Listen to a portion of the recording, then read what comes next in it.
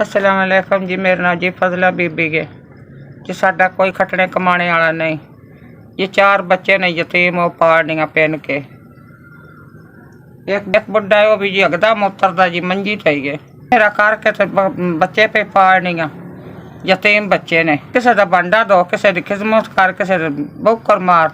आज मांग पेन के जी जोड़ी करके जी मैं पेन के लिवनी तेना 5 बंदे मैं पालनियां पे जी। रमजान का महीना जी अगो शह लभदी कोई नहीं, खाण पीण में बंद ना कोई शह कोई लभदी है जी। घर ना आटा है ना पत्ती है ना कोई लूण मिर्च नहीं, कोई शह नहीं साडे हाल जी। तुहाडा भला वे जिन्हें 5000 भेजा ते निके निके बच्चे ने, बुढ़ा बीमार है, खाने लभदी शह कोई नहीं। अल्लाह तुहाडे जिंदगी होवे पुत्रा भाइयां दी, जिंदगी होवे बच्चियां भैणां भरावां सने भला होवे इंशाअल्लाह। अल्लाह सुख देवे। 5000 रुपया दिता है।